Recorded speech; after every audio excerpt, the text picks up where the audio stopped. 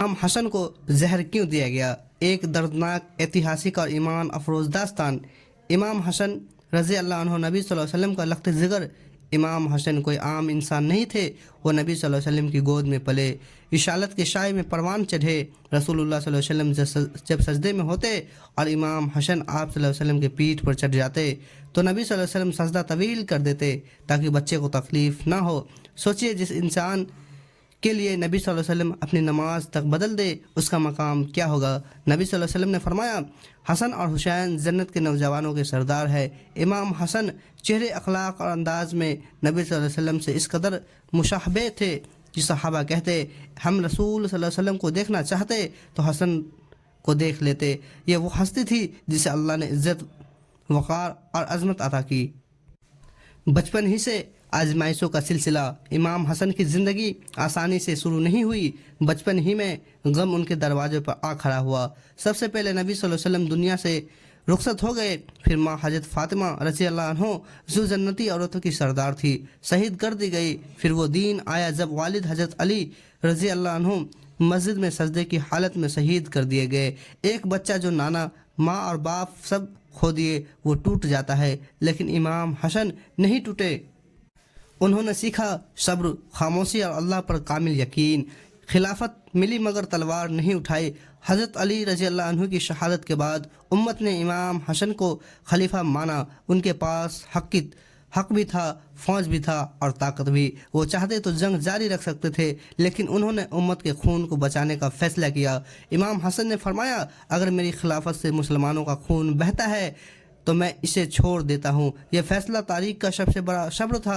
नबी सल्लल्लाहु अलैहि वसल्लम की पेशगोई यहीं पूरी हुई। मेरा ये बेटा दो बड़े गिरोह में सुलह कराएगा। सुलह जो दुश्मनी बन गई। सुलह के बाद उम्मत को सुकून मिला, लेकिन इक़्तिदार वालों को खौफ लायक हो गया, क्योंकि इमाम हसन जिंदा थे, नबी सल्लल्लाहु अलैहि वसल्लम के नवासे थे। लोग आज भी कहते हैं असल हकदार रसूलुल्लाह सल्लल्लाहु अलैहि वसल्लम का नवासा है। ये बात तख्त के लिए जहर से ज़्यादा ख़तरनाक थी, लिहाजा एक खामोश साजिश जन्म लेने लगी। जहर की साजिश की इब्तिदा।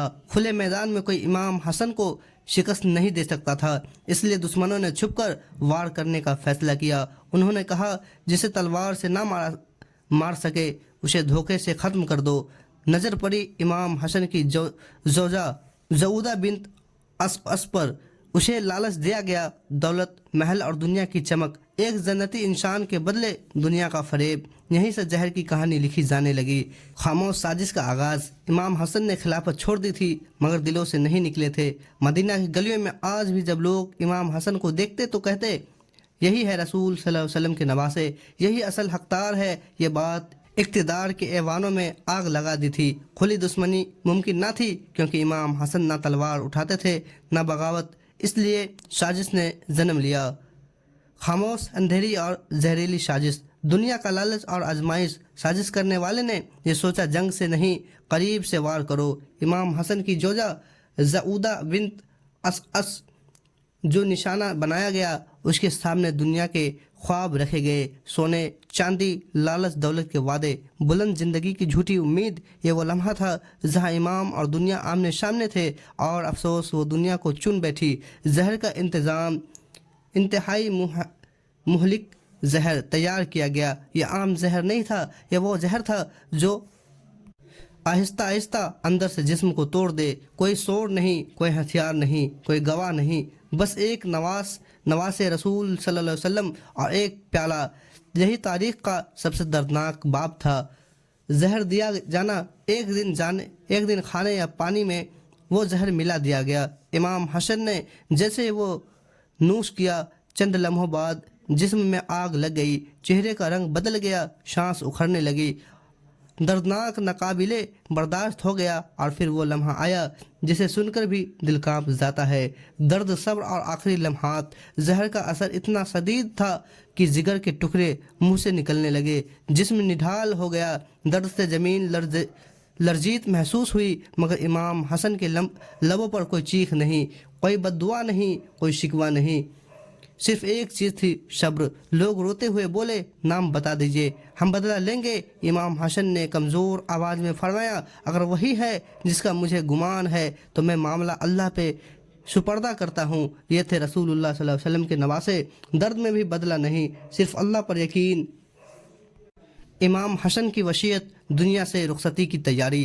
جب امام حسن کو یقین ہو گیا کہ یہ بیماری اب واپس نہیں لائے گی تو اپنے خاموشی سے آخرت کی تیاری شروع کر دی۔ چہرہ کمزور، جسم زخموں میں چور، مگر دل مطمئن۔ آپ نے فرمایا، میں نے اپنی زندگی میں کسی پر ظلم نہیں کیا، میں چاہتا ہوں میری موت کے بعد بھی کوئی فتنہ نہ اٹھے۔ یہ وہ لمحہ تھا جہاں دنیا سے کٹاؤ اور آخرت سے ملاقات صاف نظر آنے لگی۔ امام حسین سے آخری بات چیت۔ امام حسین اپنے بڑے بھائی کے پاس بیٹھے تھے، آنکھوں میں آنسو، دل میں طوفان، مگر زبان خاموش۔ امام حسن نے اپنے بھائی کا ہاتھ تھاما اور فرمایا، بھائی حسین، میرے بعد امت کا خیال رکھنا اور صبر کا دامن کبھی نہ چھوڑا۔ پھر فرمایا، اگر میرے جنازے پر کوئی فساد کرے تو تلوار نہ اٹھانا۔ یہ الفاظ اس بات کا اعلان تھے کہ امام حسن زندگی ہی نہیں، موت میں بھی اہم چاہتے تھے۔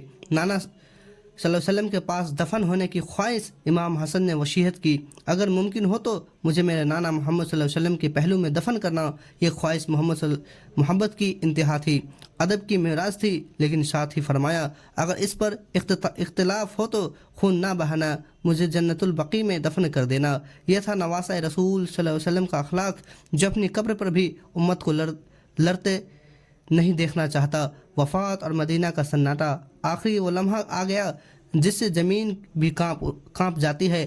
امام حسن زہر کے شدید اثرات کے بعد خاموشی سے اپنے روح اللہ کے حوالے کر دیے۔ مدینہ میں ہر آنکھ اشک بار تھی، لوگ کہتے تھے، آج صبر مر گیا، آج حلم اٹھ گیا، آج رسول اللہ صلی اللہ علیہ وسلم کا نواسہ ہم سے جدا ہو گیا۔ یہ صرف ایک موت نہیں تھی، یہ امت کے دل پر گہرا زخم تھا۔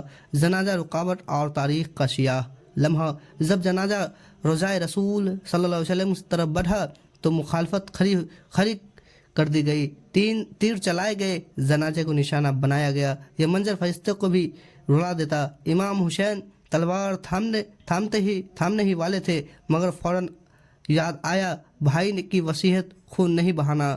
چنانچہ جنازہ جنت البقیع لے جایا گیا اور وہیں امام حسن کو سپرد خاک کیا گیا۔ زہر دینے والے کا انجام، دنیا کا عبرتناک سبق۔ جس عورت کے ہاتھوں امام حسن کو زہر دیا گیا وہ اپنے مقصد میں کامیاب نہ ہو سکی۔ تاریخ بتاتی ہے کہ جس وعدے کے تحت اس نے یہ جرم کیا وہ وعدہ پورا نہ ہوا، نہ عزت ملی، نہ مقام، نہ اطمینان۔ اس کی زندگی ندامت، خوف اور رسوائی میں گزری۔ یہاں تاریخ اعلان کرتی ہے، جو اولیاء کے خون سے کھیلتا ہے وہ دنیا میں بھی ذلیل ہوتا ہے اور آخرت میں بھی۔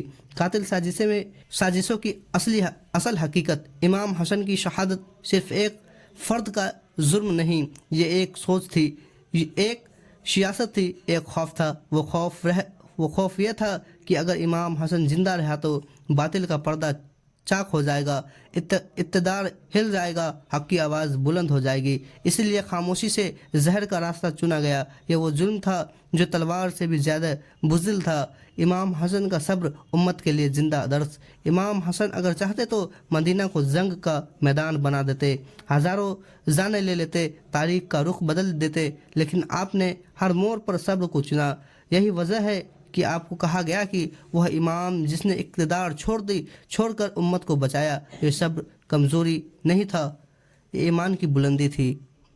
آج کے مسلمانوں کے لیے پیغام۔ آج اگر امام حسن ہم سے سوال کرے تو شاید یہی کہے، کیا تم حق کے لیے صبر کرتے ہو؟ کیا تم اختلاف میں بھی اخلاق رکھتے ہو؟ کیا تم اقتدار کو دین پر ترجیح نہیں دیتے؟ امام حسن ہمیں سکھاتے ہیں، ہر جنگ تلوار سے نہیں جیتی جاتی، کچھ جنگیں صبر سے جیتی جاتی ہے۔ اختتامی پیغام، دل میں اتر جانے والا انجام۔